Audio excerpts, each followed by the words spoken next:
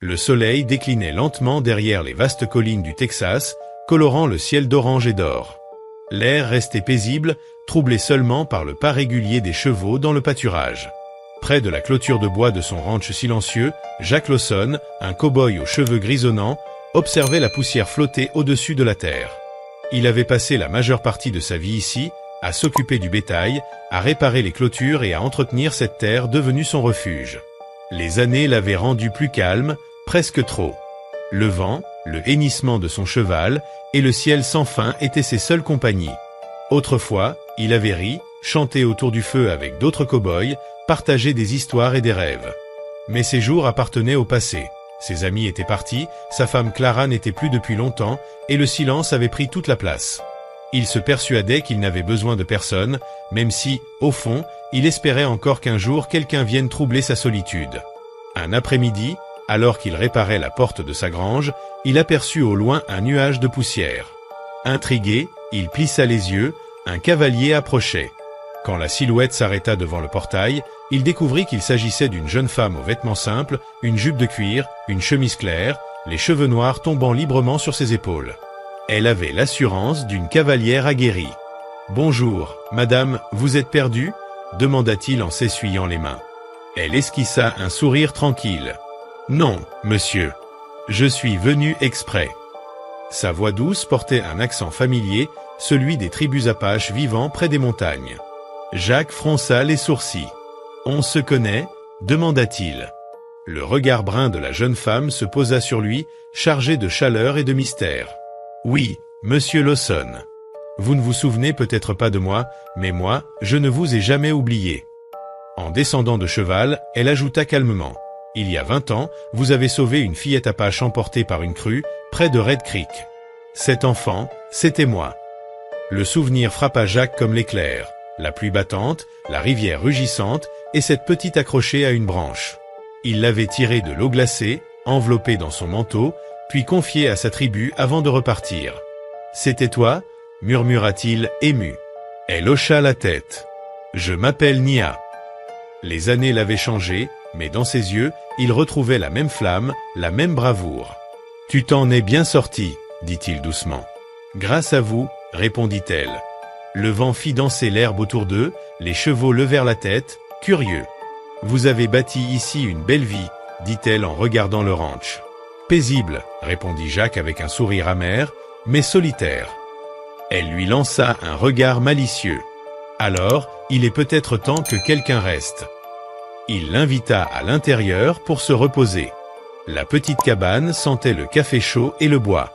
Nia observa les vieilles photos accrochées au mur, des troupeaux, des visages souriants, celui d'une femme disparue. « Vous avez vécu une longue histoire, » murmura-t-elle. « Parfois trop longue, » admit-il. Elle s'assit face à lui et demanda « Vous souvenez-vous de ce que vous m'aviez dit cette nuit-là » Jack secoua la tête. « Je voulais juste calmer une enfant. » Nia sourit. « Vous m'aviez dit « Reste courageuse, petite. La vie te mettra à l'épreuve, mais ne la laisse pas te briser. » Je n'ai jamais oublié. Chaque fois que tout semblait perdu, j'entendais encore votre voix. Jack resta silencieux, profondément touché. Peu de gens l'avaient marqué, et encore moins l'avaient gardé en mémoire. « Tu n'avais pas besoin de venir jusqu'ici pour me dire ça, » murmura-t-il. Elle répondit calmement, « Je ne suis pas venu seulement pour vous remercier. J'avais juré de retrouver le cow-boy qui m'avait sauvé et de lui dire ce qu'il représentait pour moi. » Il tenta un sourire, « Eh bien, tu l'as trouvé. Et il est heureux de voir que la vie t'a souri. » Mais Nia se leva lentement, le visage baigné de lumière. « Ce n'est pas tout, monsieur Lawson. Je ne repars pas, » il la fixa, surpris. « Tu veux dire, travailler ici ?» Elle secoua la tête, douce et déterminée. « Non, je veux vous épouser. » La tasse manqua lui échapper. Il crut d'abord à une plaisanterie. « Je suis un vieil homme, Nia. » Mais elle s'approcha, le regard franc. « Je sais. Et pourtant, je vous ai cherché toute ma vie. Vous m'avez donné la mienne, je veux partager la mienne avec vous. » Jack resta muet, bouleversé. Le soleil s'effaçait derrière les collines, enveloppant le ranch d'une lumière dorée. « Peut-être que la vie n'a pas fini de me surprendre, » murmura-t-il enfin. Nia sourit doucement, comme si elle savait déjà qu'elle venait de rallumer une flamme dans ce cœur endormi. Le soir tomba. Dans la cabane, le feu crépitait, projetant sur les murs la danse des flammes. Face à lui, Nia, les cheveux luisants sous la lueur orangée, tenait une tasse de café. Un silence plein de sens les enveloppait.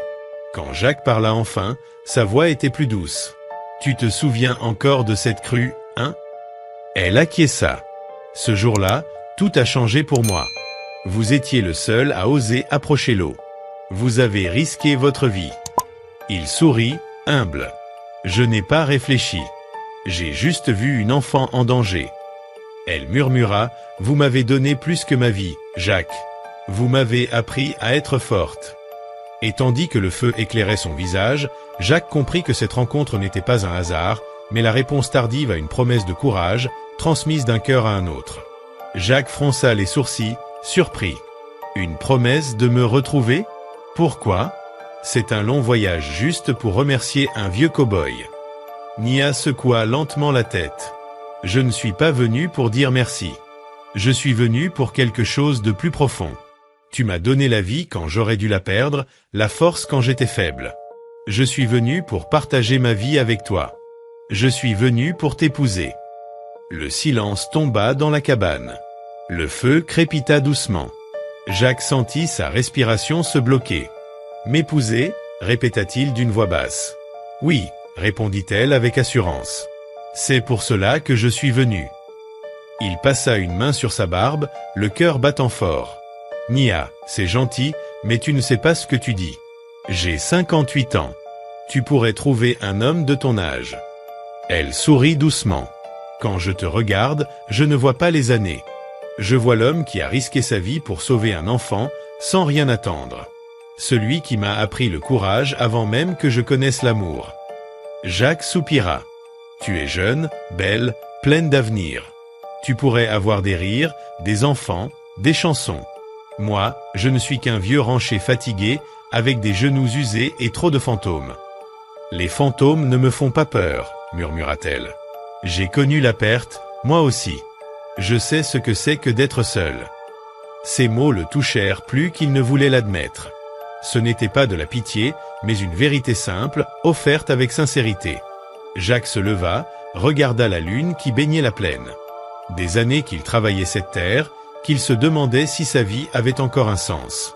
Et maintenant, cette femme qui portait en elle son souvenir depuis 20 ans se tenait là, lui tendant son cœur. « Je ne sais pas si je mérite ça, » murmura-t-il. « Tu mérites l'amour, Jacques Lawson. Tu l'as donné un jour dans sa forme la plus pure. Ce genre de cœur ne disparaît pas, il oublie juste comment y croire. » Ils restèrent silencieux, la lueur du feu dansant entre eux comme un lien ancien retrouvé. « Tu es sûr de vouloir rester ici ?» demanda-t-il. « Je ne suis pas venu pour les lumières ni les balles. Je suis venu chercher la paix. Et je la trouve ici. Alors reste un moment. Travaille un peu à la ferme, on verra. »« J'aimerais ça, » dit-elle. La nuit passa dans la chaleur du foyer, entre confidences et souvenirs. Jacques raconta sa jeunesse, ses chevaux, les tempêtes de sable, son épouse Clara. Nia écoutait, un sourire tranquille aux lèvres. Quand elle lui souhaita bonne nuit, il sentit pour la première fois depuis des années que la cabane n'était plus vide. Au matin, l'odeur du café et le bruit des pas rompirent la solitude. Nia préparait le petit déjeuner, paisible, ses gestes précis. Jacques s'arrêta dans l'encadrement de la porte, touché par cette simple vision. « Bonjour », dit-il doucement. « Bonjour, Jacques. Le café est prêt. » Ils partagèrent le repas, puis allèrent nourrir les chevaux. Nia travaillait avec calme, les animaux semblaient la comprendre. Jacques la regardait, troublé par la place qu'elle prenait déjà dans sa vie. Un après-midi, tandis qu'il réparait une clôture, Jacques finit par dire « À propos de ce que tu m'as dit, le mariage, je ne crois pas que ce soit juste. Je suis trop vieux. » « L'amour ne compte pas les années, » répondit-elle doucement. « Les gens parleront. » Qu'ils parlent. La vérité ne change pas à cause des rumeurs. Ces paroles calment le désarmé. Cette vie est dure, Nia. Pas de repos, pas de luxe. Je ne cherche pas le luxe. Je veux la paix, la bienveillance et un endroit où appartenir. Et je les vois ici. Les jours passèrent, rythmés par le travail et la présence tranquille de Nia. Elle chantait parfois dans sa langue, ramenant une douceur oubliée dans la maison. Jacques, malgré sa prudence, sentait déjà ses murs intérieurs céder. Un soir, elle cousait une couverture. « Pour toi, dit-elle. Pour te rappeler la chaleur, même si je ne suis pas là. »« Tu penses partir ?» demanda-t-il. « Pas si tu ne me chasses pas. » Cette réponse simple lui serra la gorge. Plus tard, seul devant le feu, il comprit. Ce qu'il craignait, ce n'était pas la rumeur, mais le bonheur. Il avait oublié comment laisser quelqu'un l'aimer. Le lendemain, Nia évoqua son enfance, sa mère qui chantait, son père qui lui avait appris à monter. Puis, d'une voix émue. « Quand tu m'as dit ce jour-là de rester courageuse, tes mots ne m'ont jamais quitté. Tu fais partie de mon histoire. » Jacques détourna les yeux. « Tu dis ça comme si j'avais fait quelque chose d'extraordinaire. Je n'ai fait que sauver une gamine de la rivière. »« Parfois, c'est tout ce qu'il faut pour changer une vie, » répondit-elle. Et, au fond de lui, Jacques sut qu'elle avait raison. En la sauvant, il s'était sauvé lui-même. L'horizon s'étendait à perte de vue, d'un bleu profond. Nia chevauchait à ses côtés avec aisance, son rire clair se mêlant au souffle du vent sur la plaine. Jacques se surprit à sourire, vraiment sourire, pour la première fois depuis des années. À un moment, elle tourna la tête vers lui et dit doucement « Tu sais, Jacques, tu me fais penser à la rivière ce jour-là. » Il haussa un sourcil. « La rivière ? Je croyais que tu ne voulais plus jamais en parler. » Elle secoua la tête. Pas à cause de la crue, à cause de sa force. La rivière monte, descend, change, mais elle continue toujours d'avancer. C'est ainsi que je te vois. Ces mots firent naître en lui une douleur douce, presque heureuse. Il ne répondit rien, mais quelque chose en lui se mit à se délier lentement. Le soir venu, quand ils rentrèrent au ranch, le ciel se teinta de rose et d'or. Nia l'aida à dételer les chevaux, ses doigts effleurant les siens. Un silence suspendu s'installa, leurs regards se croisèrent, et quelque chose de sincère passa entre eux.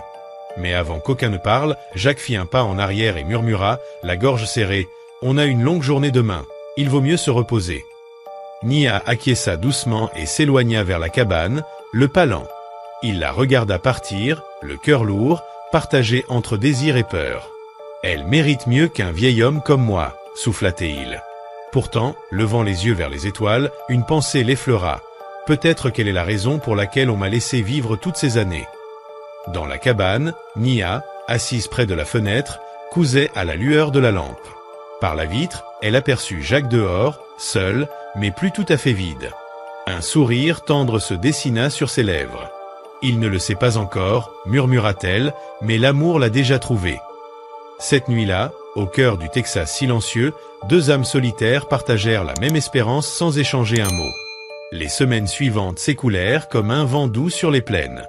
Ils travaillaient côte à côte. Nia cousait, cuisinait, apprenait à guider les chevaux d'une voix apaisante, et la présence de la jeune femme remplissait la maison d'une chaleur oubliée. Mais bientôt, la petite ville voisine se mit à murmurer. Les gens remarquaient que Jacques Lawson, le vieux cow-boy aux cheveux gris qui vivait seul depuis des années, hébergeait désormais une jeune femme apache. Lorsqu'il allait en ville acheter des provisions, les regards curieux le suivaient. Certains souriaient poliment, d'autres chuchotaient. « Tu as entendu ?» dit une femme devant l'épicerie. Le vieux renchévit avec une indienne. On dit qu'elle fait comme si elle était sa femme. Un homme ricana, il a perdu la tête, où il est. Juste désespéré. Jacques faisait semblant de ne rien entendre, mais ces mots le blessaient. Il n'avait pas honte d'elle, jamais, mais il redoutait la cruauté du jugement. Un après-midi, assis sur le porche après être rentré du village, il observait l'horizon, le regard vide. Nia sortit avec 2 tasses de café et s'assit à ses côtés. « Mauvaise journée ?» demanda-t-elle doucement. Il soupira, comme d'habitude. « Les gens aiment parler. »« À propos de moi ?»« Oui, admit-il, je suis désolé, Nia. Tu mérites le respect, pas les ragots. » Elle prit une profonde inspiration, la voix calme mais ferme. « Jacques, j'ai été jugé toute ma vie pour mes origines, pour ma peau, pour le simple fait d'oser parler. J'ai cessé de me soucier du regard des autres depuis longtemps. »« Ce n'est pas juste, » répondit-il, « tu ne devrais pas subir tout ça à cause de moi. » Elle eut un léger sourire. « Ce n'est pas à cause de toi que je reste, Jacques. C'est pour toi. Le vent souffla dans les herbes hautes. Un faucon tournoyait dans le ciel. Quand tu m'as sauvé, continua-t-elle, tu n'as pas demandé qui j'étais ni ce qu'on penserait. Tu as juste tendu la main. Alors pourquoi m'arrêterais-je maintenant à ce que disent les autres, quand mon cœur sait déjà où il veut être? Jacques détourna les yeux, troublé. Tu parles comme si tu n'avais jamais peur. J'ai peur, murmura-t-elle, mais je ne la laisse pas me guider. Sinon, je ne t'aurais jamais trouvé. Ces mots le hantèrent toute la nuit. Le lendemain matin, il prit une décision douloureuse. Il alla la voir près du corral, alors qu'elle brossait un cheval. « Nia, dit-il doucement, il est peut-être temps que tu retournes parmi les tiens. » Elle s'arrêta, stupéfaite. « Pourquoi ?»« Parce qu'ici, les gens ne t'accepteront jamais. Je veux te protéger. »« Et si je pars, tu seras heureux ?» demanda-t-elle d'une voix tremblante. Il détourna les yeux. « Ce sera plus sûr pour toi. »« Ce n'est pas ce que je t'ai demandé, » souffla-t-elle. Puis, s'approchant, elle ajouta « Toute ma vie, j'ai affronté la faim, le froid, la solitude, mais le pire, c'est de ne pas se sentir désiré. Ici, je croyais avoir enfin trouvé un endroit où mon cœur pouvait se reposer. Et maintenant, tu veux m'en chasser, non pas parce que j'ai mal agi, mais parce que les autres ne comprennent pas. » Jacques baissa la tête. « Si tu me renvoies, je partirai, dit-elle. Mais souviens-toi, tu m'as appris à ne pas laisser la vie me briser.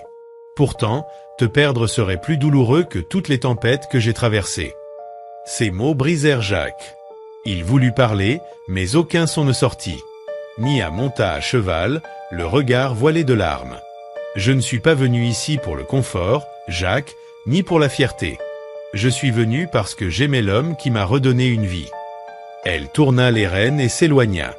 Le vent se leva, emportant le bruit de ses pas et laissant derrière lui un silence lourd. Jacques resta immobile, vidé. Puis, incapable de supporter le vide, il enfourcha son cheval à son tour et suivit la piste qu'elle avait prise. Il la retrouva au bord de la rivière, la même où leurs chemins s'étaient croisés autrefois. « Bel endroit pour s'arrêter, » dit-il d'une voix douce. Sans se retourner, elle répondit « C'est ici que tout a commencé. » Il s'approcha lentement. « J'ai voulu te protéger, mais c'était la peur qui me guidait. »« Alors pourquoi es-tu venu ?» demanda-t-elle. Il ôta son vieux chapeau. « Parce que j'ai compris que tu n'étais pas simplement revenu dans ma vie. Tu as ramené mon cœur avec toi. Si tu veux encore de moi, reste. » Elle se leva, les yeux brillants. « Tu en es sûr? »« Oui. J'ai passé la moitié de ma vie à attendre que quelqu'un me voie vraiment. Et cette personne, c'est toi. » Elle posa sa main sur sa poitrine. « Tu as sauvé ma vie, Jacques, mais aujourd'hui, tu sauves mon cœur. Et toi, tu as sauvé le mien. » Ils restèrent là, au bord de l'eau, jusqu'à ce que les étoiles illuminent le ciel. Puis ils rentrèrent ensemble, côte à côte, plus légers qu'ils ne l'avaient jamais été. Le monde n'avait pas changé, mais eux, si. Cette nuit-là, près du feu, Jacques murmura « Tu étais déjà dans mon cœur depuis longtemps. Je ne le savais simplement pas. » Nia sourit, la lumière dansant dans ses yeux. Il prit sa main. « Maintenant, je le vois clairement. » Dehors, le vent faisait onduler les hautes herbes comme une bénédiction sur deux âmes qui, après tant d'épreuves, venaient enfin de trouver leur foyer. Le lendemain matin, sous un ciel doré, Jacques se tenait sur le perron, contemplant la terre qu'il avait travaillée toute sa vie. Nia sortit de la cabane vêtue d'une simple robe blanche qu'elle avait cousue elle-même, ornée de motifs rouges et bleus de sa tribu Apache. Ses cheveux tressés brillaient au soleil, une fleur blanche glissait derrière l'oreille. Jacques la regarda avec tendresse. « Tu es sûr de vouloir faire ça? Pas de prêtre, pas de foule, juste nous deux et le vent. » Elle sourit doucement. « C'est tout ce qu'il faut. » Il n'avait jamais rien vraiment désiré d'autre, Jacques seulement le vent, la terre et elle. Ils restèrent un instant immobiles, laissant ces mots résonner dans leur cœur. Jacques portait une chemise blanche propre, son vieux chapeau brun et ses bottes qu'il avait polies du mieux qu'il pouvait. Il se sentait gauche, presque timide, comme un jeune homme à nouveau. Mais dès qu'il posa les yeux sur elle, toute nervosité s'évanouit. Sous le ciel ouvert, ils échangèrent leurs vœux, simplement, sans cloche ni musique.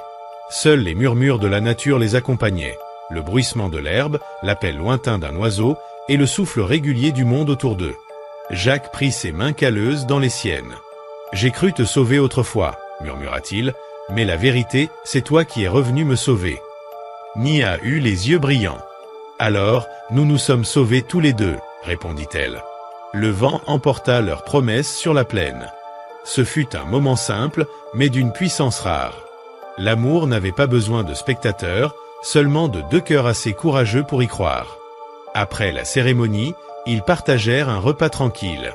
Nia avait préparé des galettes de maïs avec du miel, et Jacques versa du café chaud.